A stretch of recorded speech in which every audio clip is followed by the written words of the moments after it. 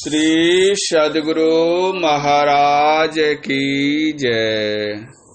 पूज्यपाद महर्षि संत सेवी परमहंस जी महाराज का प्रवचन ईश्वर विश्वासी बने, इस प्रवचन का प्रथम भाग। मंगल मूर्ति सद्गुरु मिलवै सर्वाधार, मंगलमय मंगल करण विनमो बारंबार। संवेद समादरणीय सज्जन वृंद, आदरणीय माताओं एवं भक्तिमती बहनों, संत मत सत्संग के द्वारा ईश्वर भक्ति का प्रचार होता है।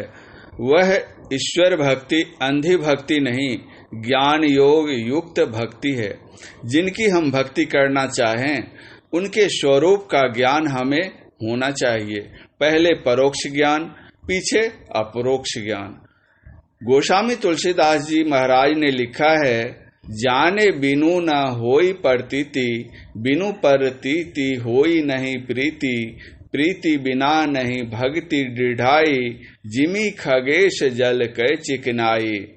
जब तक हम किसी व्यक्ति के संबंध में कुछ जानेंगे नहीं, तब तक जो उसकी उचित सेवा भक्ति होनी चाहिए नहीं हो सकेगी, और जब जान जाएंगे तब जो उचित सेवा है वह होगी।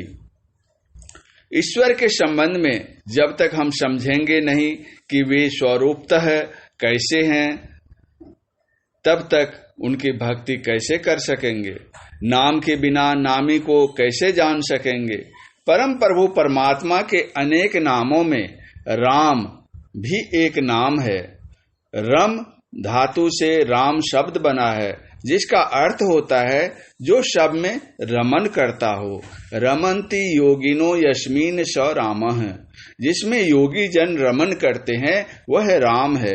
संत कबीर साहब की वाणी है, एक राम दशरथ घर डोले, एक राम सब घट घट बोले, एक राम का शकल पसारा, एक राम है सबसे न्यारा। संत गरीबदास जी ने राम के विषय में बतलाया है, अल्लाह अविगत राम है, बेच गुण निर्वाण, मेरा मालिक है सही, महल मढ़ी नहीं ठाम। वह राम ही अल्लाह है। कुरान शरीफ के अल बकरा पारा 1 सूरा 2 में लिखा है, पूरब और पश्चिम सब अल्लाह के हैं। तुम जिस ओर रुख करोगे अल्लाह का रुख भी उसी ओर है। वह अल्लाह सर्वव्यापक है, सब कुछ जानने वाला है। अल्लाह शब्द आला शब्द से बना है, जिसका अर्थ है सबसे बड़ा। जिससे बड़ा और कोई नहीं हो सकता, वह है अल्लाह। वही है परम प्रभु परमात्मा, वही है गॉड, वही है राम। सीता हरण के पश्चात का एक प्रसंग है। हनुमान जी लंका पहुंचे और उन्होंने सीता जी से भेंट की। अशोक वाटिका का विध्वंस किया। रावण का मान मर्दन कर संपूर्ण लंका जला दी। संपूर्ण लंका तो जल गई, लेकिन विभीषण का घर नहीं जला। रावण ने विभीषण को बुलाकर पूछा, सारी लंका जल गई और तुम्हारा घर नहीं जला, क्या कारण है? क्या उस बंदर से तुम्हारी मैत्री थी या पहले की जान पहचान थी? विभीषण राम भक्त तो थे ही, बड़े विद्वान और बोलने में बड़े कुशल भी थे। उन्होंने कहा, आप यहाँ के राजा हैं, मैंने आपका और भाभी जी का दोनों का नाम अपने मकान के ऊपर लिख रखा है, फिर कैसे जलता? रावण ने कहा, तुम तो अपने घर पर राम लिखे हुए हो और कहते हो कि मेरा और मंदोदरी का नाम लिखा था। विभीषण ने उत्तर दिया, मैंने संक्षेप में आपके नाम रावण का रा और मंदोदरी का मो निकालकर राम लिखा है। मेरा घर कैसे जलता? राम की ऐसी महिमा है। अगर हमारे हृदय में विराजित राम का प्रत्यक्षीकरण हो तो हमारा सब काम पूरा हो जाए और परम कल्याण हो जाए। यह संत मत उसी राम की भक्ति बतलाता है। एक बार नारद मुनि भगवान श्री राम के पास पहुंचते हैं और कहते हैं, यद्यपि प्रभु के नाम अनेका, श्रुति कह सकल एक ते एका, राम नाम सब हिन ते अधिका, हो नाथ अग खग गण बधिका। यह हमको वरदान दीजिए। भगवान राम ने उनको वरदान दे दिया। राम क्या है इसको हम अच्छी तरह समझे। राम के सगुण और निर्गुण दोनों रूप हैं। पहले सगुण साकार से भक्ति आरंभ करो, उसके बाद निर्गुण निराकार तक जाओ, ऐसी संतवाणी कहती है। एक सज्जन श्री रामकृष्ण परमहंस जी महाराज के पास पहुंचे। उन्होंने कहा, मैं गृहस्थ हूँ, मेरे पास समय नहीं है, आप एक ऐसा उपदेश दीजिए जिसमें सारा का सारा ज्ञान भरा पड़ा हो। श्री रामकृष्ण परमहंस जी ने उत्तर दिया, ब्रह्म सत्य जगत मिथ्या। इसको जान लो, फिर कुछ जानने के लिए बाकी नहीं रह जाएगा। ब्रह्म सत्य है, उसके अतिरिक्त जो है वह भ्रम है, मिथ्या है। किस तरह? गोस्वामी तुलसीदास जी ने लिखा है, रजत शीप मह भास जिमी, जथा भानु कर वारी, यद्यपि मृषा तिहु काल सो, भ्रम न सके को उटारी। ऐसे ही जग हरि आश्रिम रही, यद्यपि असत्य देत दुख अहई। सीपी में सूर्य की किरण पड़ती है तो वह चांदी सी भासती है। सूर्य की किरण रेतीले मैदान पर पड़ती है तो वहाँ पानी सा भासता है। न तो रेतीले मैदान में पानी है और न सीपी में चांदी ही। लेकिन इस भ्रम को कोई दूर नहीं कर सकता। जिस तरह सूर्य के आधार पर ही ये दोनों भासते हैं, उसी तरह परम प्रभु परमात्मा के आधार पर ही यह संसार भासता है। गोस्वामी जी कहते हैं कि यद्यपि यह असत्य है, फिर भी दुख देता है। लोग कह सकते हैं कि जो असत्य है वह दुख क्या दे सकता है, लेकिन ऐसा भी होता है। इस संबंध का एक प्रसंग सुनिए। एक युवक ने विवाह किया। वह अपनी पत्नी को साथ लेकर अपने घर लौट रहा था। लड़की की विदाई में देर हो गई, रास्ते में ही रात हो गई। लड़के ने सोचा कि रात के समय अब कहाँ जाएं। स्टेशन के नजदीक ही धर्मशाला थी, उसमें वे दोनों ठहर गए। और भी बहुत से लोग उस धर्मशाला में थे।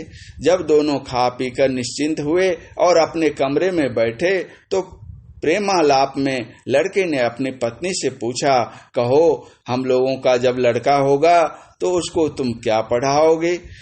पत्नी बोली कि मेरा मन है लड़का को डॉक्टर बनाने का।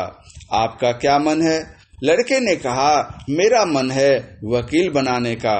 उसकी पत्नी कहती है, नहीं, वकील बनाना ठीक नहीं है, डॉक्टर बनाना ही ठीक है।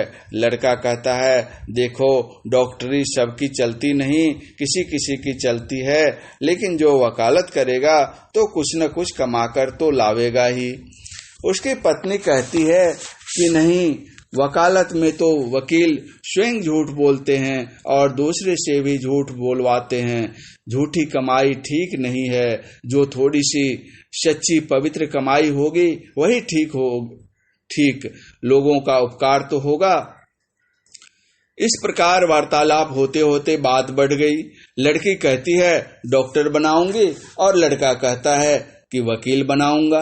देहात में कहावत है कि लकड़ी को माठने से उसमें चिकनापन आता है और बात के माठने से उसमें रुखरापन आता है। लड़का नौजवान ठहरा, आवेश में आकर पत्नी को जोर से एक थप्पड़ लगा दिया। बेचारी रोने लग गई और रोते रोते कहने लगी, मैं तो डॉक्टर ही बनाऊंगी। फिर दूसरा थप्पड़ मारते हुए क्रोधित स्वर में कहता है, वकील बनाना छोड़कर डॉक्टर कर रही है। दूसरा थप्पड़ लगा कि बेचारी और जोर जोर से फूट फूट कर रोने लगी। आसपास के कमरे में जो लोग थे वे सब इकट्ठे हो गए। लोगों ने पूछा, अरे भाई, थोड़ी देर पहले आप लोग तो बड़े प्रेम से आपस में बातें कर रहे थे, अभी क्या बात हो गई जो रोने धोने की नौबत आ गई? लड़की कहती है, देखिए ना, मैं अपने लड़के को डॉक्टर बनाना चाहती हूँ और ये वकील बनाना चाहते हैं। लड़के ने कहा, मैं अपने पुत्र को वकील बनाना चाहता हूँ और यह डॉक्टर बनाना चाहती है। इस प्रकार जब दोनों ने अपनी अपनी फरियाद रखी तो लोग कहने लगे, देखो भाई, आजकल का जमाना ऐसा नहीं है कि आप लोग जैसा चाहेंगे वैसा हो जाएगा।